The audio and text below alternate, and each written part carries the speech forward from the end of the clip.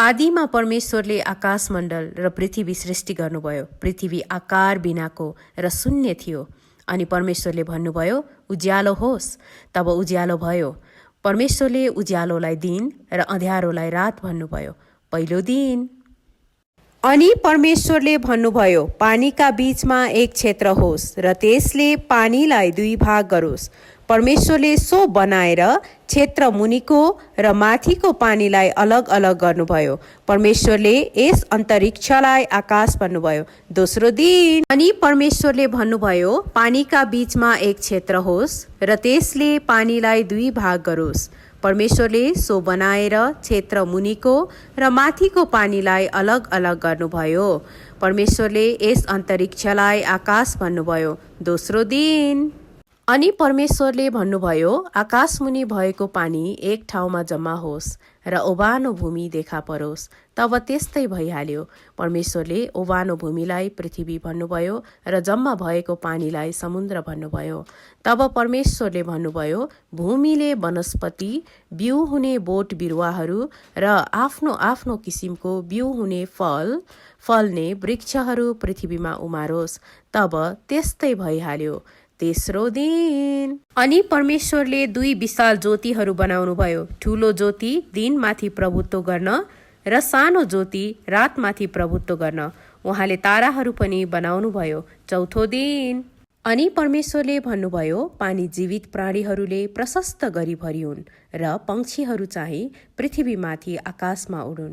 अनि परमेश्वरले तिनीहरूलाई यसो भनेर आशिष दिनुभयो, फल्दै फुल्दै वृद्धि हुँदै र समुद्रमा भरिँदै जाओ। अनि पंक्षीहरूको पनि पृथ्वीमा वृद्धि हुँदै जाओस्।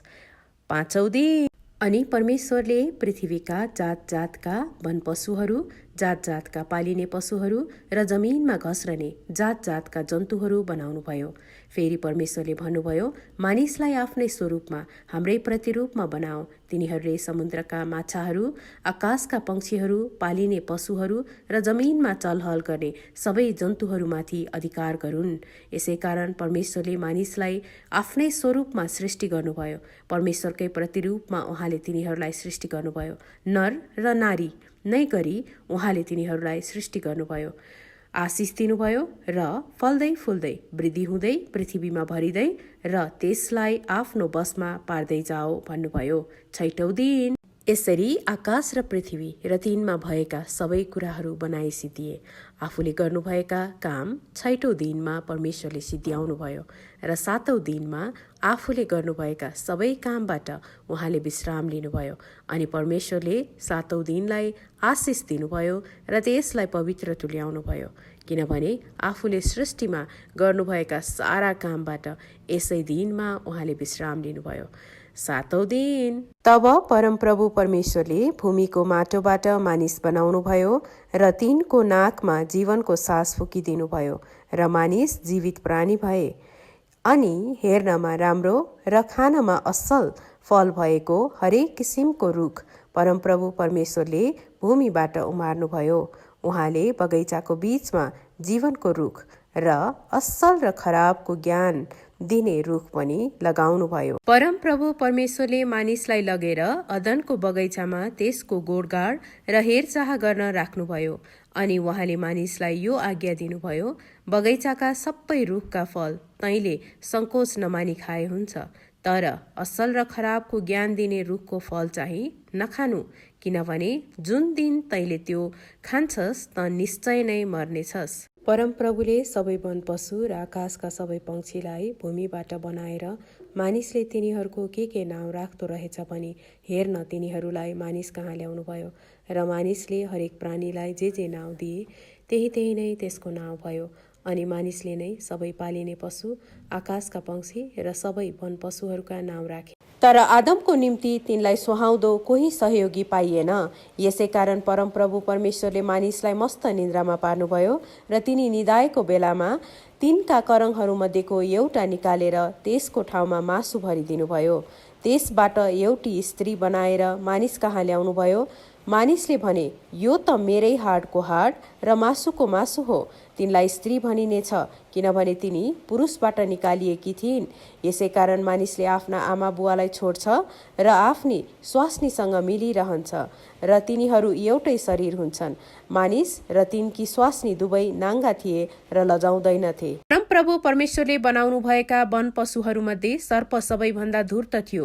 त्यसले स्त्रीलाई भन्यो, के परमेश्वरले तिमीहरूलाई बगैँचाको कुनै पनि रुखको फल नखानु भनी भन्नुभएको छ? स्त्रीले सर्पलाई भनिन्, बगैँचाका रुखहरूका फल हामी खान सक्छौं, तर बगैँचाको बीचमा भएको रुखका फलको विषयमा परमेश्वरले भन्नुभएको छ, त्यो चाहिँ नखानु र नछुनु, नत्र त तिमीहरू मर्छौ। सर्पले स्त्रीलाई भन्यो, तिमीहरू मर्दैनौ, किनकि परमेश्वर जान्नुहुन्छ कि जुन दिन तिमीहरू त्यो खान्छौ त्यही दिन तिमीहरूका आँखा खुल्नेछन्। जब स्त्रीले त्यस रुखको फल खानलाई असल र हेर्नमा रहर लाग्दो र बुद्धि पाउनलाई त्यस रुखको चाह गर्नुपर्ने रहेछ भनी देखिन्, तब तिनले त्यस रुखको फल टिपेर खाइन् र आफ्ना पतिलाई पनि दिइन् र उनले पनि खाए। अनि दुवैका आँखा खुले र नाङ्गो पो रहेछौ भनी तिनीहरूले थाहा पाए। अनि अन्जीरका पातहरू गाँसेर आफ्ना निम्ति तिनीहरूले वस्त्र बनाए। अनि साँझ पख परमप्रभु परमेश्वर बगैँचामा डुल्दै हुनुहुँदा तिनीहरूले उहाँको स्वर सुने र मानिस र उनकी पत्नी बगैँचाका रुखहरूका बीचमा परमप्रभु परमेश्वरको नजरबाट लुके। तर परमप्रभु परमेश्वरले मानिसलाई बोलाउनुभयो, त कहाँ छस्? उनले भने, मैले तपाईँको स्वर बगैँचामा सुने र म डराएँ, किनभने म नाङ्गै थिएँ र म लुकेँ। उहाँले सोध्नुभयो, त नाङ्गै छस् भनेर कसले भन्यो? जुन रुखको फल नखानु भनी मैले तँलाई आज्ञा दिएको थिएँ, के तैँले त्यो खाइस्? मानिसले भने, जुन स्त्री तपाईँले मलाई मसँग रहन भनी दिनुभएको थियो, त्यसैले मलाई त्यो रुखको फल दिई र मैले खाएँ। अनि परमप्रभु परमेश्वरले स्त्रीलाई भन्नुभयो, तैँले यो के गरिस्? स्त्रीले भनिन्, सर्पले मलाई छल गर्यो र मैले त्यो खाएँ। तब परमेश्वरले सर्पलाई भन्नुभयो, तैँले यसो गरेको हुनाले त सबै पालिने पशुहरू र सबै वन पशुहरूभन्दा ज्यादा श्रापित हुनेछस्। पेटद्वारा त हिँड्नेछस् र तेरो जीवनभरि तैँले माटो खानेछस्। तेरो र स्त्रीको बीचमा र तेरो सन्तान र स्त्रीको सन्तानको बीचमा म दुश्मनी हालिदिनेछु। त्यसले तेरो शिर कुल्चनेछ र तैँले त्यसको कुर्कुच्चो डस्नेछस्।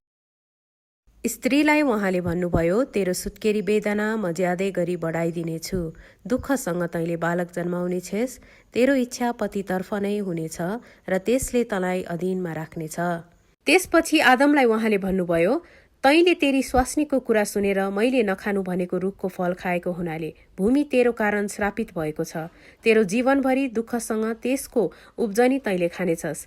त्यसले तेरो निम्ति काँडा र सिउँडीहरू उमार्नेछ र तैँले खेतको सागपात खानेछस्। माटोमा नफर्कुन्जेल तेरो निधारको पसिनाले कमाएको भोजन तैँले खानेछस्, किनकि माटैबाट त निकालिएको थिइस्, त माटै होस् र माटैमा फर्किजानेछस्। आदमले आफ्नी पत्नीको नाउँ हब्बा राखे, किनभने सबै जीवितहरूकी आमा तिनी नै हुन्। परमप्रभु परमेश्वरले आदम र तिनकी पत्नीका निम्ति छालाका लुगा बनाई तिनीहरूलाई लगाइदिनुभयो। तब परमप्रभु परमेश्वरले भन्नुभयो, मानिस हामी जस्तै असल र खराबको ज्ञान जान्ने भएको छ। अब त्यसले जीवनको रुखको फल पनि टिपेर खान नपाओस्, नत्र भने त्यो सधैँभरि जीवित रहला। यसै कारण जुन भूमिबाट उनी बनाइएका थिए त्यसैको खेती किसानी गर्न परमप्रभु परमेश्वरले उनलाई अदनको बगैँचाबाट निकालिदिनुभयो। उहाँले मानिसलाई धपाइदिनु भएपछि जीवनको रुखतर्फको बाटो पहरा गर्नलाई उहाँले अदनका बगैँचाको पूर्वपट्टि करूबहरू र चारैतिर घुमिरहने ज्वालामय तरबार राखिदिनुभयो। तिनी गर्भवती भएर कैनलाई जन्माइन् र भनिन्, परमप्रभुको सहायताले एक पुरुष जन्माए। फेरि तिनले कैनको भाइ हाबिललाई जन्माइन्। हाबिल भेडा गोठाला भए र कैन चाहिँ भूमिको खेती किसानी गर्ने भए। केही समय बितेपछि कैनले परमप्रभु कहाँ भूमिको उब्जनीबाट केही ल्याए। तर हाबिलले आफ्ना भेडाको बगालबाट पहिले जन्मेका पाठाहरूका बोसे भाग ल्याए। परमप्रभुले हाबिल र तिनको भेटी ग्रहण गर्नुभयो, तर कैन र तिनको भेटी ग्रहण गर्नु भएन। यसैले कैन ज्यादै रिसाए र तिनको मुख अँध्यारो भयो। प्रभुले कैनलाई भन्नुभयो, त किन रिसाउँछस्? तेरो मुख किन अँध्यारो छ? यदि तैँले जे ठिक छ त्यो गरिस् भने त ग्रहण योग्य हुँदैनस् र? तर यदि तैँले ठिक काम गरेनस् भने त पाप तेरो ढोक्कैमा ढुकिबस्छ। त्यसको इच्छा तँप्रति हुन्छ, तर तैँले त्यसलाई अधीन गर्नै पर्छ। कैनले आफ्ना भाइ हाबिललाई भने, आओ हामी बाहिर खेतमा जाउँ। अनि जब तिनीहरू खेतमा थिए तब कैनले आफ्ना भाइ हाबिलमाथि आक्रमण गरेर तिनलाई मारे। तब परमप्रभुले कैनलाई सोध्नुभयो, तेरो भाइ हाबिल कहाँ छ?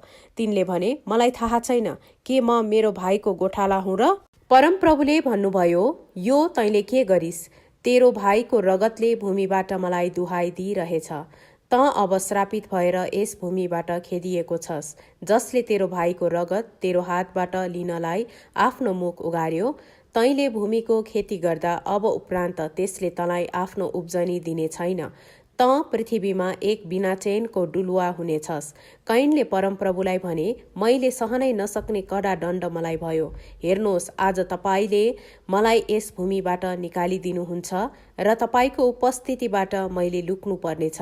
म पृथ्वीमा बिना चैनको डुलुवा हुनेछु र मलाई फेला पार्ने जोसुकैले पनि मलाई मार्नेछ। तर परमप्रभुले तिनलाई भन्नुभयो, त्यसो होइन, जसले कैनलाई मार्छ त्यससित 7 गुणा बदला लिइनेछ। परमेश्वरले मानिसलाई सृष्टि गर्नुहुँदा उहाँले तिनलाई आफ्नै स्वरूपमा बनाउनुभयो। उहाँले तिनलाई नर र नारी सृष्टि गर्नुभयो। तिनीहरूको सृष्टि भएको दिन उहाँले तिनीहरूलाई आशिष दिनुभयो र मानिस नाउँ दिनुभयो। आदमको उमेर 130 वर्षको हुँदा तिनले आफ्नै स्वरूपमा एउटा छोरालाई जन्म दिएर तिनको नाउँ सेत राखे। आदमको जम्मा उमेर 930 वर्ष भएको थियो अनि तिनी मरे।